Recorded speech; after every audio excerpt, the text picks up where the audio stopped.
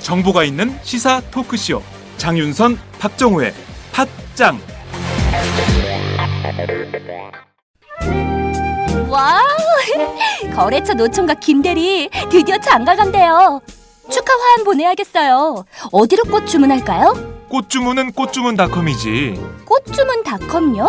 그럼 우리나라에서 축하화한, 근조화한 잘 만드는 꽃집이 다 모여 있어. 가격, 품질, 배송 전부 다 꽃주문닷컴. 전화번호부터 적어도 1544-6430. 꽃주문닷컴은 언제나 좋은 상품과 정확한 배송으로 소비자의 만족을 추구합니다. 팟캐스트 듣는 사람들끼리 서로 돕고 삽시다. 꽃주문닷컴은 팟짱을 후원하고 있습니다. 1544-6430 꽃주문닷컴 1544-6430.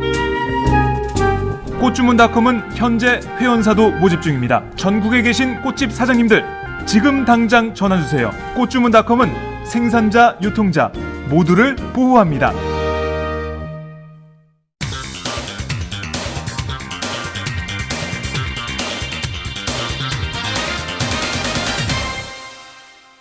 전혀 다른 뉴스. 전혀 다른 뉴스 시작하겠습니다. 새누리당 안에 친박과 비박 간의 계파 갈등이 결국 폭발을 한 상황이지요. 당 안팎에서는 그야말로 분당설이 떠돌고 있는 이런 상황인데요. 지난 17일 당 쇄신을 목적으로 했던 비대위원 인선 그리고 혁신위원장 추인이 결국 무산된 다음에 벌어진 일입니다.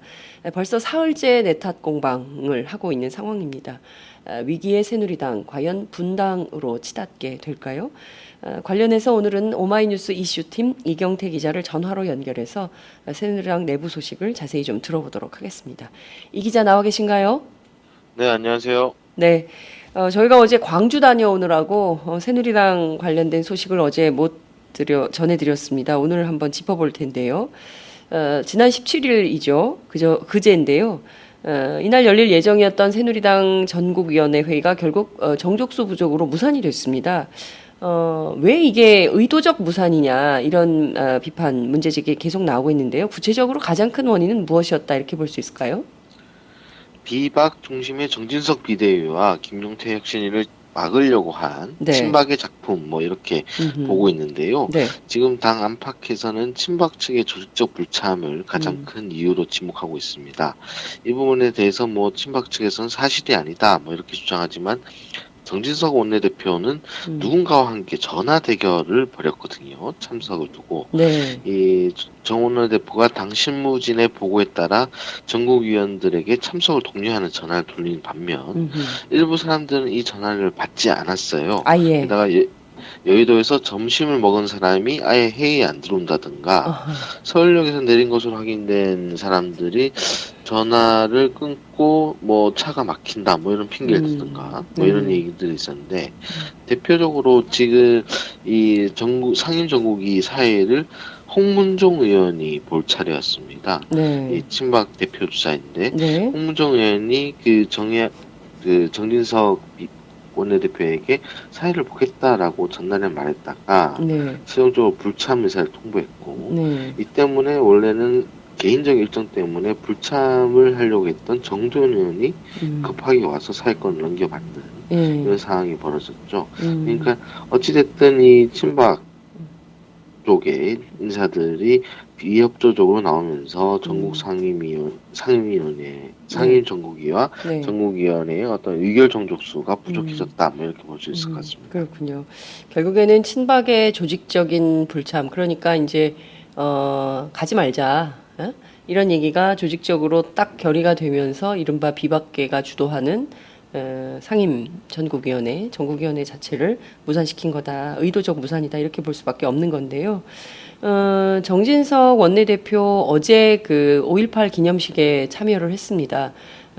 그 호남에서 당선된 지역구 의원과 함께 왔는데요.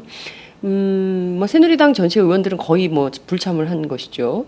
본인은 좀 그 새누리당 대표로서 참여를 해야 돼서 참여를 한 것이다 이런 입장을 밝히고 있는데 지금 뭐 칩거에 들어갔다 이런 얘기도 나옵니다. 칩거 자체가 무책임한 행동 아니냐 뭐 친박계에서는 그런 비판을 하고 있는데요. 이 자체에 대해서는 좀 어떤 평가가 나옵니까?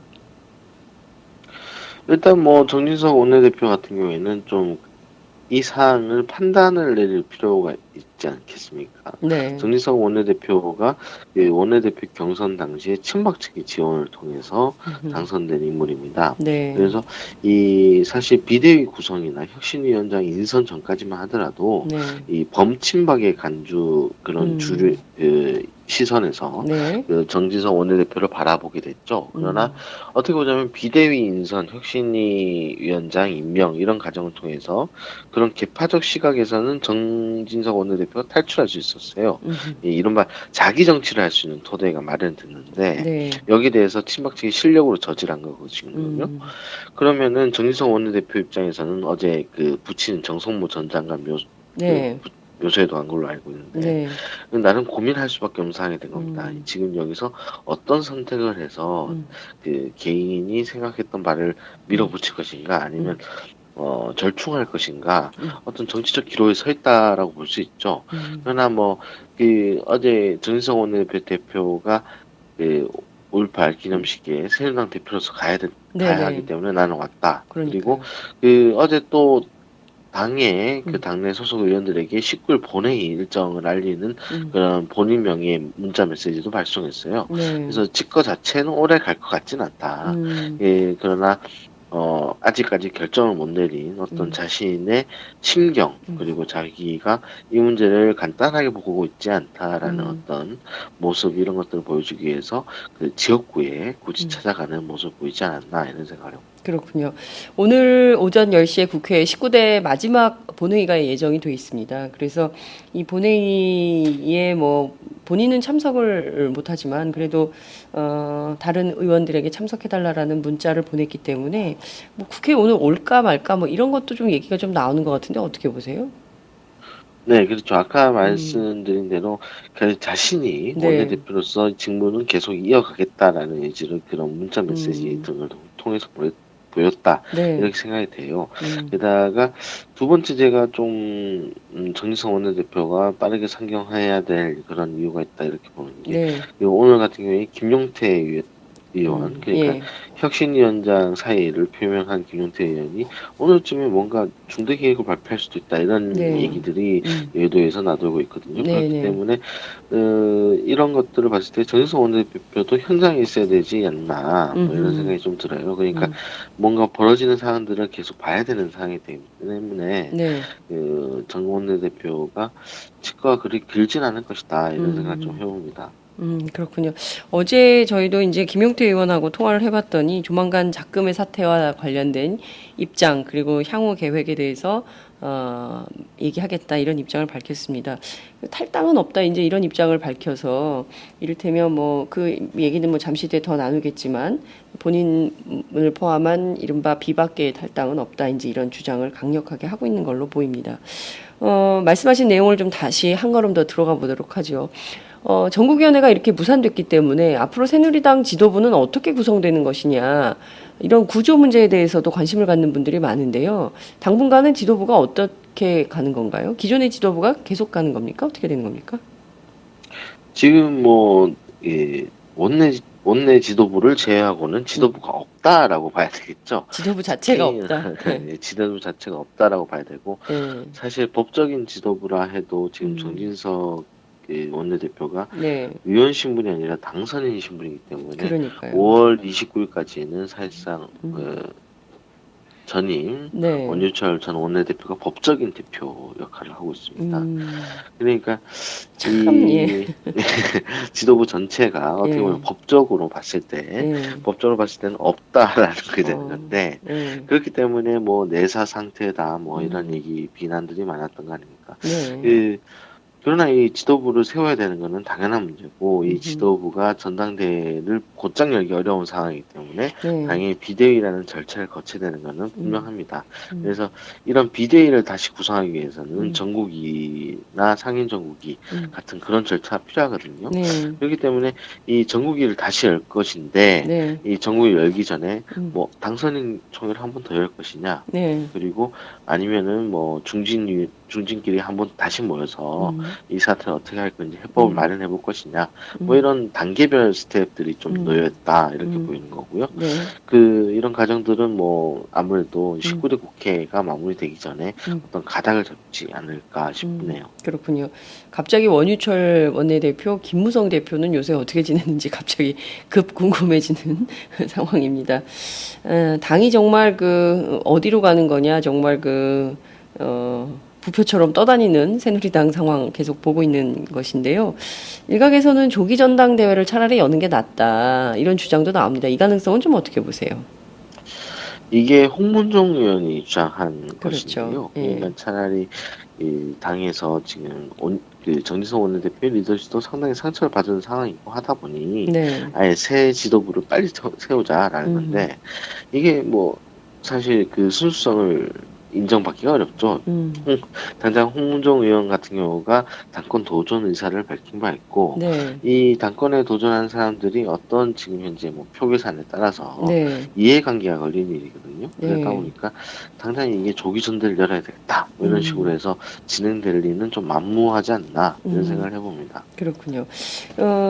이제 홍문종 의원의 경우에는 뭐 지금 정진석 원내대표 흔들기에 가장 적극적으로 나서는 중진 의원으로 보이는데 리더십을 평가받은 거다 이번에 이제 이런 주장을 하고 있는데 김태흠 의원 같은 경우에는 아예 대놓고 항복하든지 아니면 나와라. 그러니까 그만두라는 거 아니에요? 지금 정진석 원내대표를 네. 친박의 이런 흔들기는 또 어느 정도까? 그러니까 아예 정말 여기서 그만두라는 건지 아니면 전진석 원내대표를 이를테면은 본인들의 하명을 받아서 움직일 수 있는 리더로 대표로 만들려고 하는 건지 길들이기 차원인 건지 아니면 정말 그만두라는 건지 친박의 본심은 어디 있다고 보세요? 아무래도 길들이기 차원 아닐까 싶어요. 사실 뭐 사퇴 주장까지 나온 부분은 네. 김태흠 의원밖에 주장을 하지 않았어요. 어제 뭐 사실 홍문정 의원이나 이장우 의원이나 뭐 네. 김태흠 의원까지 포함해서 네. 상당히 많은 친박 인사들이 라디오 인터뷰에 나왔지만 네. 사태까지 얘기한 인사는 김태흠 의원밖에 없습니다. 그러니까요.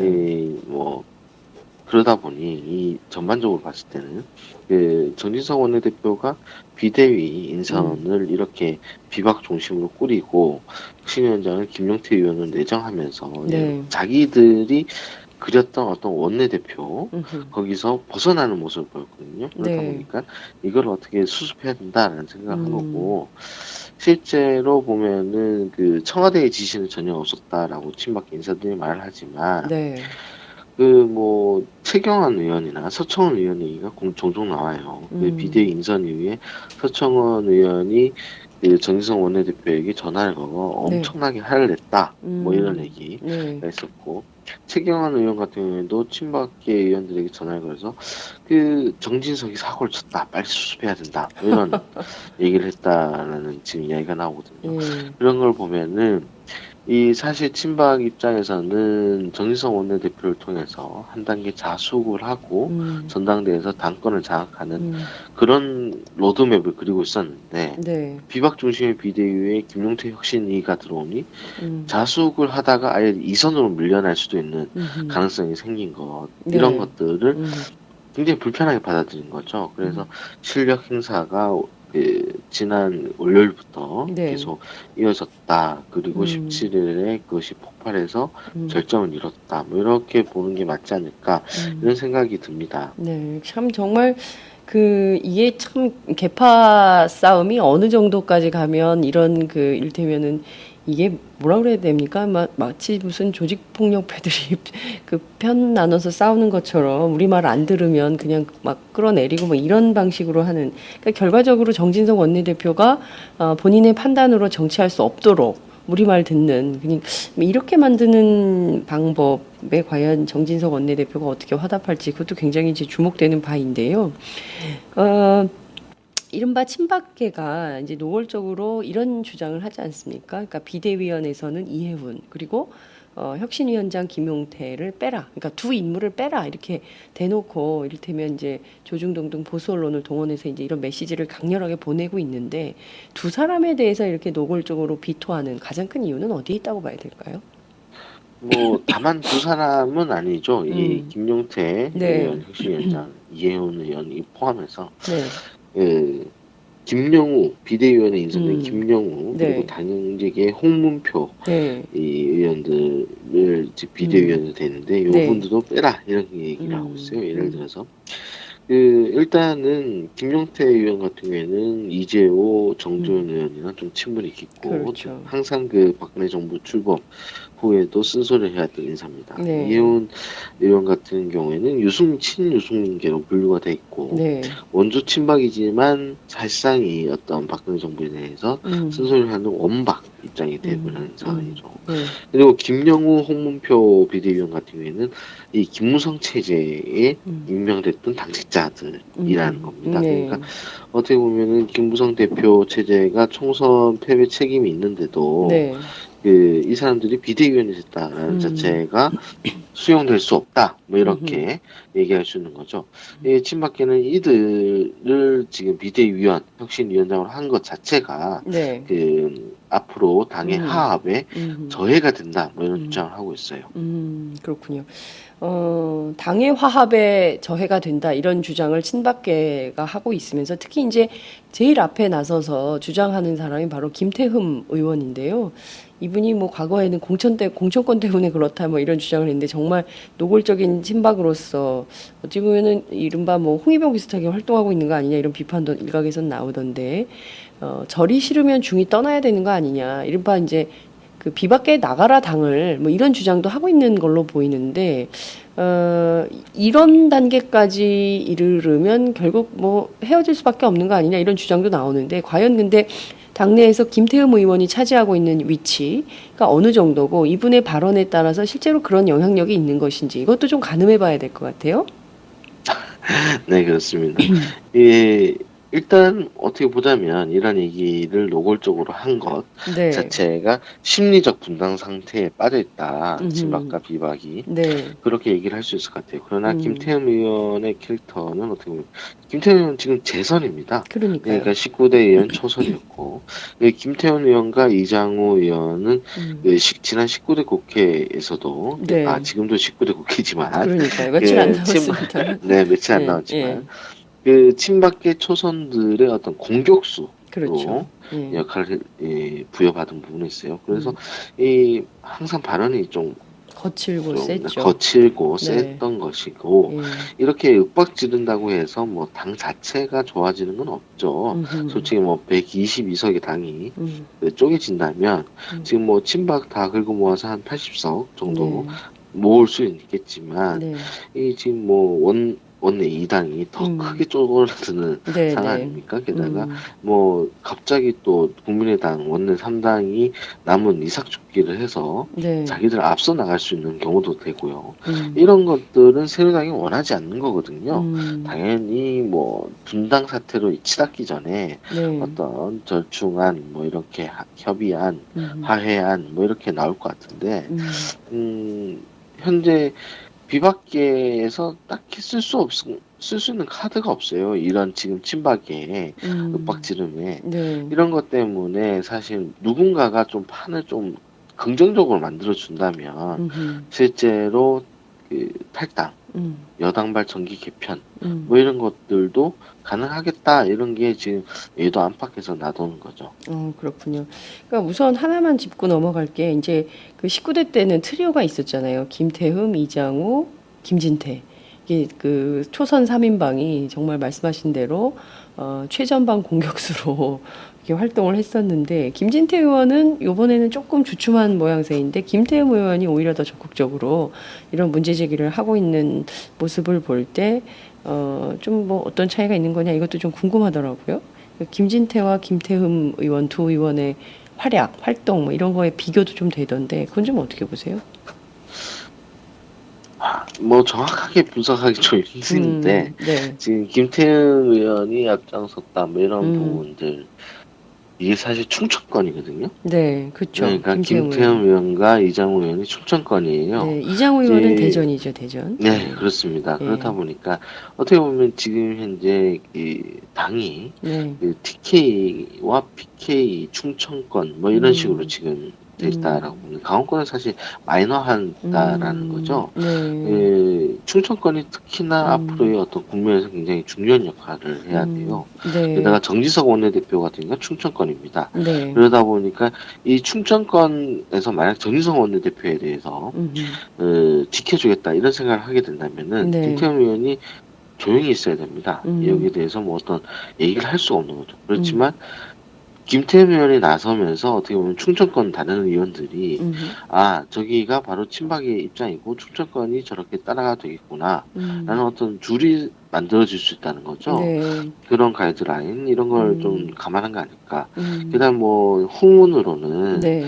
정진석 원내대표가 원내수석 부대표로 김태현 의원을 추천받았다고 해요. 아, 그래요? 예. 네네. 그런데 이 사실 정진석 원내대표가 김태현 의원에게도 긍정적 사인을 보내다가 사실 김도읍으로 선을 하지 않았습니까? 그렇죠. 그런 과정들을 봤을 때 김태현 의원이 개인적으로 봤을 때도 정진석 원내대표에게 어떤 선을 긋게 되는 상황이 됐을 것이다. 뭐 이런 생각이 좀 들어요. 네. 그러니까 이를테면 김태흠 의원으로서는 원내 수석 부대표를 맡아서 뭔가 좀 자기 역할을 재선으로서 하고 싶었는데 이른바 이제 정진석 원내대표가 김도읍 의원으로 바꾸면서 또 이제 그런 개인적인 나쁜 감정이 있을 수도 있겠다. 같은 충청권 안에서 뭐 이런 얘기도 좀 나올 수 있겠네요. 근데 정진석 원내대표 입장에서는 김태흠 의원이 당내 내부에서는 좀 그 인성이나 뭐 이런 거에 대한 평가는 좀 어떻습니까? 뭐 김태현 의원이야 그 내부적으로는 친박의 어떤 그 의중을 알 수 있는 네. 이상의 친박이 예, 예. 확실히 왜냐하면은 뭐 모든 행사에서 빠지지 않고 네. 그 적극적으로 입장을 대변했고 실제로 어떤 친박에서 조직적 결단을 해야 될 때도 김태현 의원을 통한 많은 걸 알 수 있었기 때문에 네. 이런 식으로 평가를 하고 있고요. 다른 평가를 특히 한다 뭐 이런 생각은 들지 않네요. 그렇군요. 정진석 원내대표가 원내수석 부대표로 김태흠 의원을 하지 않은 이유, 그것도 좀 궁금하네요.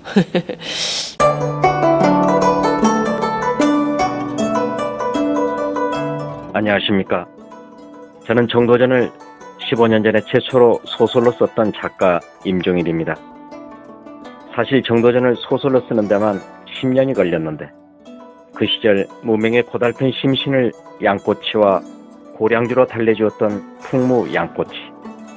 풍무 양꼬치는 월드컵 4강의 기쁨도 나라골 우습게 돌아가고 분통이 터질 때도 늘 함께했던 안식처이자 사랑방이었습니다. 진짜 정의파인 주인장은 세상을 뒤집어 푼 남자 정도전을 누구보다 먼저 알아보았고 그래서 제 소설 정도전은 역사의 곡이 없습니다. 풍무 양꼬치 역시 맛과 양심이 살아있습니다. 좋은 사람끼리는 꼭 만나야 합니다. 어떻습니까? 오늘 풍무 양꼬치에서 만납시다. 2호선 구로 디지털 단지역으로 오세요. 예약 문의 02809-9292 02809-9292. 팟짱 애청자라고 하시면 정성 가득 담긴 서비스도 나갑니다. 자, 2008년 총선 당시에는 그 이른바 친박연대라는 게 있지 않았습니까? 그래서 당 안에서 공천에서 불이익을 받으면서 전부 나가서 친박연대라는 이름을 만들고 실제 친박계가 살아남아서 다시 이제 새누리당에 들어온 이런 격인데 그래서 박근혜 대통령 만들고 뭐 이랬다라고 볼 수 있는데 이번엔 역으로 보면 친박계가 친이계를 좀 밀어내고 있다. 그러니까 비박계를 밀어내고 있다. 이런 전략이다. 이렇게도 볼 수 있을까요? 그 점은 좀 정치적으로는 좀 어떻게 구도로는 좀 어떻게 설명할 수 있을까요? 앞서 뭐 말한 대로 이게 친박에서 조직적으로 얘들을 그 비박계를 탈당해라 뭐 이런 식으로 네. 지금 그래서 당을 쪼개자 뭐 네. 이럴 수 있는 상황은 아닌 것 같아요. 네. 다만 음, 당권을 누가 지느냐 이 부분에 음. 있어서 굉장히 민감하게 반응했다. 음, 왜냐하면은 이번 20대 총선 참패로 네. 굉장히 박근혜 대통령이 국정능력이 떨어진 상황이고 네, 네. 게다가 비대위와 혁신위가 첫 상견례하는 장에서 님을 위한 행진곡 문제라든가 네. 그 보훈처장의 태도 이런 것들을 비토하는 자리에서 어떻게 보자면 청와대의 건의에 도전하는 모습들이 나왔거든요.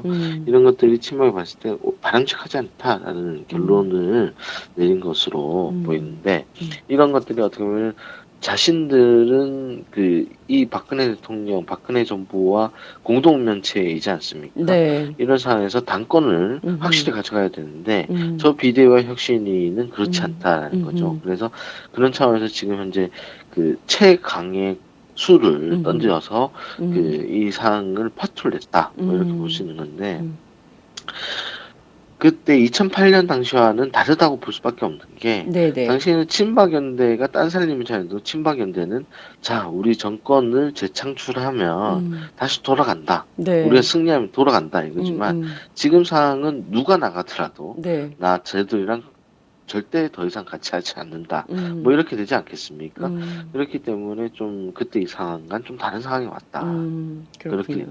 예, 이 10년 동안 서로에게 너무나 큰 고를 만들어 왔다. 뭐 이렇게 볼 수도 있을 것 같아요. 그렇군요. 지금 참 재미있는 장면이 있는데 말씀하신 내용을 쭉 종합을 좀 해보자면 청와대를 컨트롤 타워로 하는 새누리당 안에 친박계 의원들이 이를테면 당권을 계속 유지하면서 그 당을 이를테면 뭐 탈당이나 분당이나 이렇게 해서 당세를 뭐 줄일 생각은 없는 거예요. 그러니까 이 당세를 계속 가져가거나 더 확산하고 싶은 생각은 있는데 다만 청와대와 친박이 주도하는 정당 당권을 가지고 주도하는 정당으로 만들고 싶은데 이른바 비박계 정진석 원내대표를 비롯한 이렇게 비박계가 다른 움직임 그러면서 이른바 뭐 5.18 기념식에 직접 참석을 한다든가 아니면 5.18 기념곡 지정 문제, 그러니까 임을 위한 행진곡 문제와 관련해서 더불어민주당과 공동보조를 한다든가 뭐 이런 것들이 볼성사납다라고 해서 차제의 당을 큰 판으로 흔들어서 이른바 이제 다시 한번 전열을 정비해서 청와대 중심의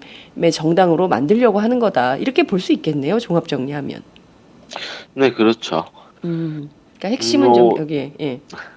네, 핵심은 그러니까 어떻게 보면 친박은 네. 지금 현재 당권을 잡을 수 있는 환경을 가지고 있어요. 그러니까 20대 총선 결과에서 당선자 다수가 친박계 네. 다수였고, 네. 그리고 이제 공천 결과 등을 봤을 때 앞으로 투표를 할 수 있는 사람도 친박 성향의 사람들이 많다는 거죠. 원외위원장들, 대의원들 해서. 네. 그러면은 지금 참패해서 잠시만 바람을 비켜서면 되는 겁니다. 근데 이 바람을 비켜설 수 있는 비대위, 혁신이 이런 체제들이 그 바람을 본격화시킬 수 있는 오히려 나쁜 환경이 만들어질 수 있거든요. 네. 그걸 차단하고 싶은 거죠. 그러니까 요 국면만 잘 자기들 입맛으로 만들면 네. 앞으로 당권을 확실히 하고 그 박근혜 정부와 보조도 크게 무리 없이 갈 수 있는데 지금 상황이 정진석 원내대표가 어렵게 만든다. 이런 것들을 좀 빨리 차단시켜야 되겠다. 이런 것들, 그렇군요. 이런 움직임들이 좀 노골화된 것들, 이런 것이 문제가 아닌가. 그렇군요. 이런 생각이 좀 들어요. 예. 예. 이젠 좀 저희 청취자들께서 분명하게 구분을 할 수 있을 것 같습니다. 그러니까 친박 입장에서는 당권을 장악해서 자기들 마음대로 좀 이렇게 당을 요리하고 청와대와 보조를 맞추고 호흡을 맞추는 그런 정당을 하고 싶은데 이른바 정진석 원내대표가 어긋나자 이제 그거를 다시 큰 판으로 흔들어서 그렇게 하지 못하도록 만드는 여기까지 왔는데요. 친박은 그런 입장인데 그렇다면 비박은 어떤 것이냐. 이제 비박계 얘기를 좀 해봐야 될 것 같은데요.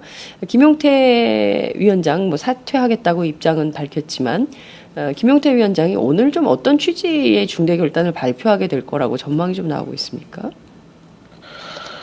일단은 앞서 팟짱에도 알린 바와 같이 네. 탈당은 없다라고 얘기를 했는데 김윤태 의원이 어떤 수를 내놓을지가 너무 좀 감이 잡히지 않아요. 사실 기자들 사이에서는 네. 과연 비박계가 지금 쓸 수 있는 카드가 뭐냐. 사실 뭐 자기들이 잡고 있는 어떤 당직이 있는 것도 아니고 네. 내부에서 싸운다 하더라도 저들의 어떤 당선자 총회 등이라든가 네. 뭐 이런 것들을 열어야지 뭐 사실 의견을 관철시킬 수 있는데 실제 당선자 수도 부족하다, 수에서 밀린다 이런 거죠. 네.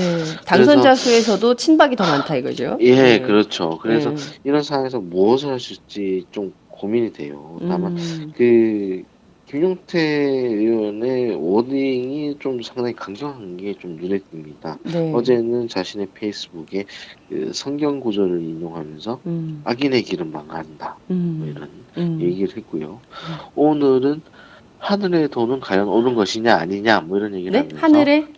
하늘 사마천 사기 100이 전에 나온 얘기인데요. 네. 하늘의 돈은 과연 오는 것이냐 아니냐. 그러니까 네. 그 공자의 제자 중에 으뜸이었던 안해는 네. 명량실조를 죽었는데 네. 매일 죄 없는 백성을 죽인 음. 도척은 천수를 누렸다라는 건데 음. 이걸 봤을 때 의인이 일찍 죽을지언정 뭔가 술을 던지겠다. 뭐 이런 얘기를 하는 것인지 일단 좀 궁금합니다. 구체적인 예, 얘기는 저도 좀 들어봐야 될 것 같고요. 예. 지금으로서는 저도 딱히 뭐가 좀 보이지는 않네요. 그렇군요. 지금 그러니까 어찌 보자면 이경태 기자의 분석에 따르면 그러니까 친박은 여세를 몰아서 판을 크게 흔들어서 이제 당권을 자기네들이 가져가려고 이렇게 막 하고 있지만 그 숫자도 적고 숫자도 열세고 이른바 이제 권력 구도에서 당직을 맡고 있는 것도 아니고 이러기 때문에 어찌 보자면 굉장히 이제 그 다윗과 골리앗에서 그 이제 작은 입장에 처해 있는 김용태 위원장 이런 비박계가 어떤 수를 던질지 이건 좀 저희가 지켜봐야겠다 이런 말씀 좀 드릴 수 있을 것 같습니다. 유승민 의원의 복당 문제, 윤상현 의원의 복당 문제 이 문제는 뭐 좀 이렇게 두 문제가 좀 서로 다른 문제긴 한데 특히 이제 우선 유승민 의원의 복당 문제는 좀 어떻게 될 거라고 보세요? 일단 두 문제를 같이 얘기해도 될 것 같아요. 왜냐하면은 이 정진석 원내대표가 네. 올해 그 원내대표 당선 때부터 원구성 이후에나 논의한다라고 네. 그 복당 문제에 대해서 그렇죠. 탈당받은 복당 문제를 얘기한다 그랬어요. 네. 그래서 지금 원구성 협상 자체가 이루어지지 않고 있습니다. 네. 이 19일 오늘 본회의를 하는 어떤 무쟁점 법안이 네. 문제를 됐지만 지금 새누리당이 저 상태에 빠지면서 원구성 협상도 사실 좀 약간 표류하는 경향이 있거든요. 그래서 이 비대위 문제, 혁신위 문제가 일단락되고 난 뒤에 네. 원구성 협상이 시작이 될 것이고 그리고 원구성 협상이 진행되고 난 다음에는 그 비대위의 구성 내용들 네. 그리고 혁신위가 어떻게 구성되느냐에 따라서 이 문제가 뭐 따로 나눠서 다뤄질지 유승민 의원만 먼저 다루고 윤상현 의원 다루고 이렇게 할지 아니면 전체 탈당받을 다룰지 뭐 이런 가닥을 잡아가지 않을까 싶어요. 네, 이것은 정진석 원내대표가 다 결정을 하게 되는 것이죠. 그 복당 문제는 그러니까 김용태 위원장이나 이런 분들이 할 수 있는 처지에 있는 것은 아니죠.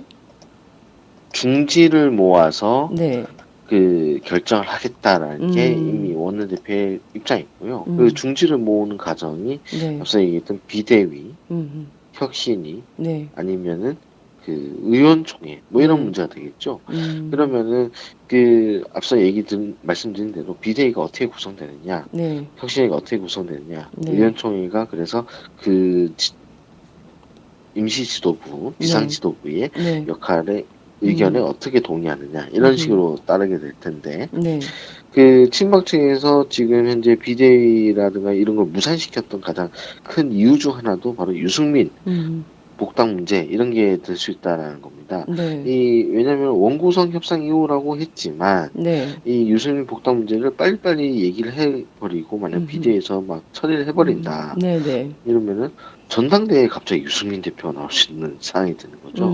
유력 비박의 당권 주자로서 네, 네, 이런 것들은 그 친박 입장에서 굉장히 받아들이기 힘든 상황인 겁니다. 네, 그래서 사실 뭐 여러 가지 좀 복잡한 함수가 있긴 한데 네, 네, 이런 것들을 가지고 이 복당 문제 때문에 논의를 계속 미루고 있는 상황인 거죠. 그렇군요. 저희들 입장에서 보자면 그 유승민 전 원내대표가 딱히 그렇게 뭐 문제적 정치 행위를 했냐 이런 상식적 판단을 해보게 되는데 친박 안에는 이른바 유승민 의원에 대한 뼛속 깊은 비토가 있다 이런 이제 언론 보도가 나오고 있더라고요. 그러니까 어찌 보면 유승민 전 원내대표의 경우도 박근혜 대통령 그러니까 그 한나라당 대표 시절에 비서실장을 할 정도로 원조 친박이다 이렇게 볼 수도 있는 거잖아요. 그럼에도 불구하고 왜 유승민이라는 개인 정치인에 대한 그 비토가 뼛속까지 있는 것인지 친박 안에 이런 것도 좀 궁금해요. 도대체 그 왜 싫어하는 거냐? 이제 그 본질적 이유가 뭐냐? 뭐 그 국회연설에서 헌법 1조를 얘기했기 때문이냐? 그게 뭐 문제가 되냐? 이런 판단을 하게 되거든요. 상식적으로는 이경태 기자가 보기엔 좀 어떻습니까? 제가 봤을 때는 이 유승민 의원은 어떻게 보자면 네. 친박계의 시선에서 보자면 친박계가 사실 가장 뼛속 깊은 거부감을 드러내는 것은 자기 정치예요. 아, 자기가 어떤 입지를 차지하기 위해서 박 대통령의 뒤통수를 치는 정치를 싫어한다. 이렇게 정리를 하면 될 것 같아요. 그래요. 그게 왜냐하면 네. 이렇게 가면 됩니다. 그러니까 유승민 의원 전에는 김무성 대표가 있지 않습니까? 김무성 네, 대표가 네. 친박의 자장이라고 그러고 그러던 입장에서 네. 그 이명박 정부 당시에 그 한나라당의 원내대표로 합의 추대되는 그런 케이스를 받으면서 네. 박근혜 대통령한테 버림받죠. 음. 그러니까 박근혜 대통령이 당시 볼 때는 김무성 대표가 자기 정치를 하기 위해서 네. 개파를 벗어났다라고 개파의 어떤 지침을 벗어났다. 지금은 대결해야 된다. 원내대표의 경선을 통해서 네. 친이계라 그러지 않고 합의 추대를 통한 어떤 하합으로 위해 어떤 친이계의 수에 들어갔다라고 네. 생각을 한 겁니다. 네. 그 반면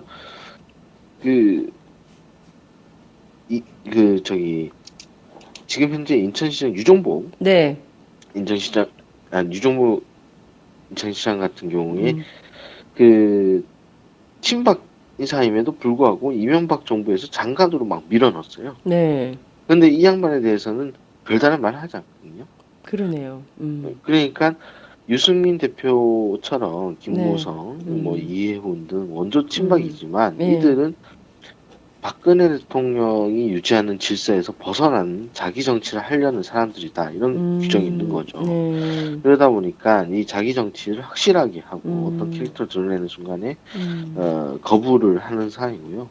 실제로 유승민 원내대표는 비서실장을 할 때도 유일하게 그 문고리 3인방을 굉장히 거리를 두고 네. 그리고 박근혜 대통령이 쓴소리를 한 네. 인물로 돼 있어요. 지금 현재 비서실장 여러 명을 했지만 네. 그 박근혜 대통령을 다루는 방식에서 최경환 의원과 네. 유승민 대표가 달랐다라는 게 거기서 나오는 겁니다.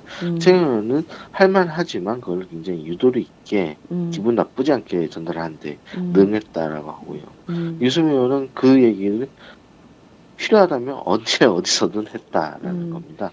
그러니까 이런 캐릭터 차이도 있지만 네. 실제로 제가 앞서 얘기했던 자기 정치 이런 것들이 그런 거부감들을 구체화시킨 거 아닐까라는 생각을 해봐요.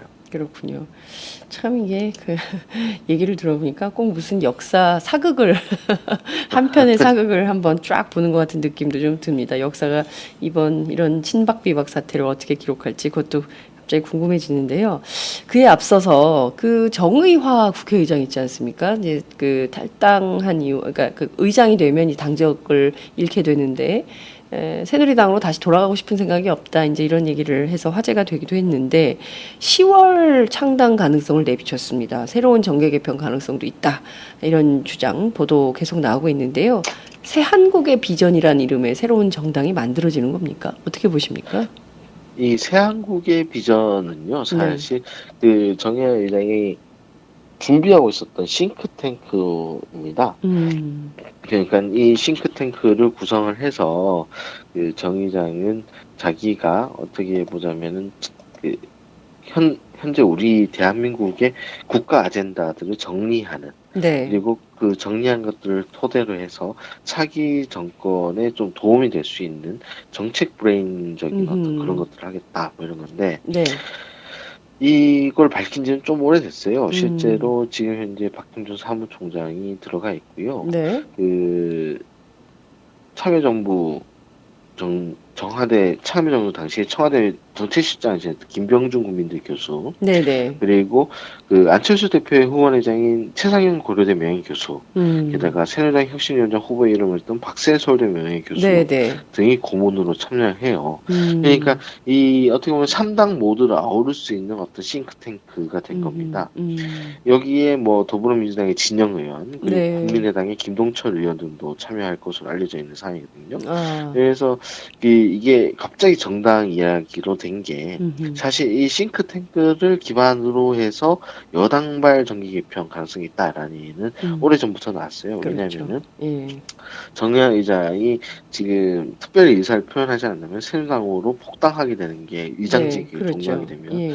복당 자동 복귀가 되는데 네. 여기에 대해서 의사를 표현했어요. 뭐 공천 과정에 대한 분노, 지금 저 사당화 네. 된 것에 대한 어떤 분노를 표하면서 아직 화가 안 풀렸다. 좀 생각도 해보겠다. 뭐 이런 얘기도 했고 네. 지난 일요일에 방송된 그 KBS 1TV 일요 진단에 인터뷰를 한 적이 있는데 대담 네. 프로그램. 예. 뭐 거기서는 직접 수술하고 치료해서 병을 낫게 한다면 네. 뭐 그렇게 해야 되겠지만 치매 같은 경우에는 케어밖에 못한다. 그런 경우로 볼 때는 새누리당에 복당하는 것은 의미가 없다. 이렇게 얘기를 했단 말이죠. 네. 네. 그러니까 지금 새누리당의 상태가 뭐 수술한다고 되는 상태가 아니다. 뭐 이렇게 인정을 한 네. 겁니다. 그러니까 사실상 박근혜 사당화됐다 이렇게 비판한 거죠. 네, 그렇죠. 여기서 어제 올해 10월까지라는 네. 워딩이 여기서 더 추가가 되는 거죠. 그러니까 올해 10월까지 지금 현재 싱크탱크에 다양한 정치인들이 들어와 있고, 네. 그리고 이 정치인들 중에서는 새누리당의 비박 성향의 사람들도 있을 것이고, 뭐 낙선자들도 있을 것이가 아닙니까? 네. 이런 사람들, 제3의 사람들을 모아서 결사체, 뭐 정치 그룹을 만들지, 네. 정당이 될지, 뭐 한번 고민해봅니다. 10월까지 그렇군요. 이런 거를 한 건데 이렇게 된다면은 그 앞서 얘기했던 비박 측에서 좀 이탈을 하기 위해서는 뭔가 판을 흔드는 게 좀 필요한데 이 싱크탱크가 과연 그런 역할을 할 수 있지 이런 게 좀 주목되는 상황인 겁니다. 그렇군요. 혹자는 또 이제 이런 분석을 하고 있습니다. 20대 국회가 사당 체제 아닙니까? 이를테면 새누리당, 네네.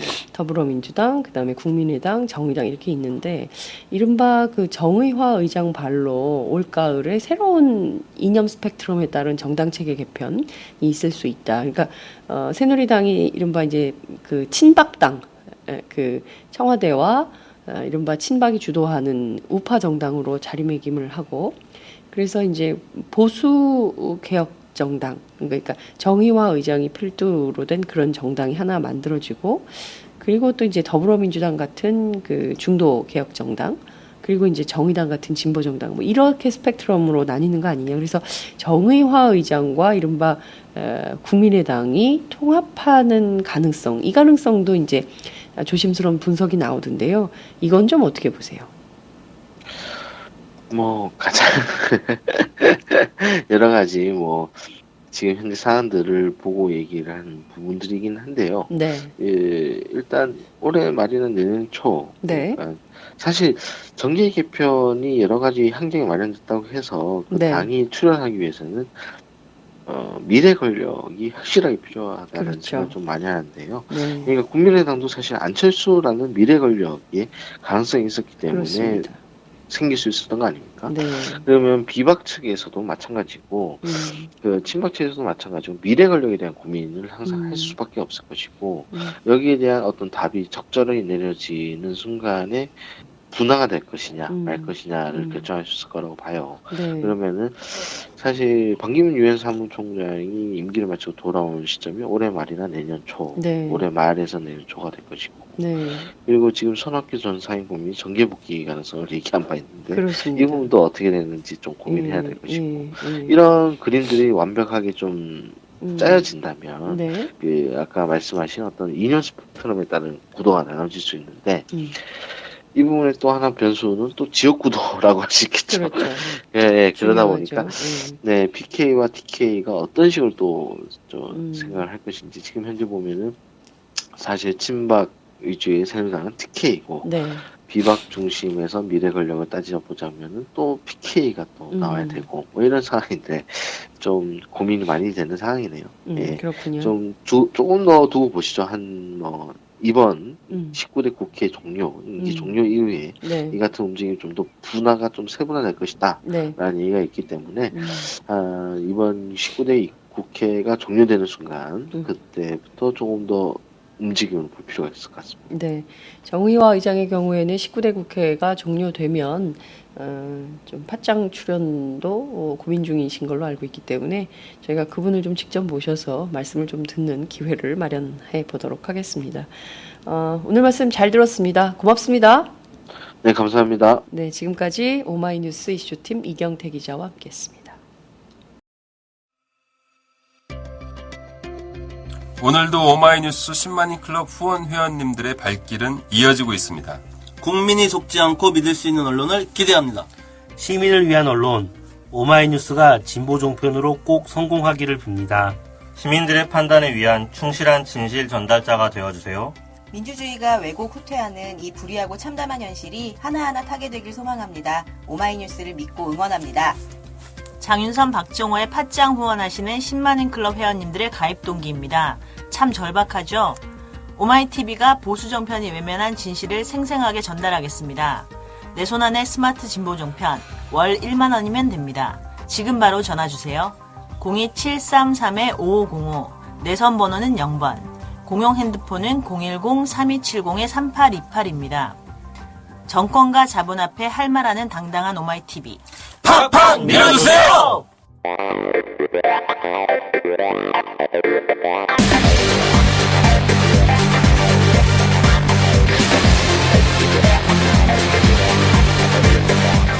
정보가 있는 시사 토크쇼 장윤선, 박정호의 팟짱.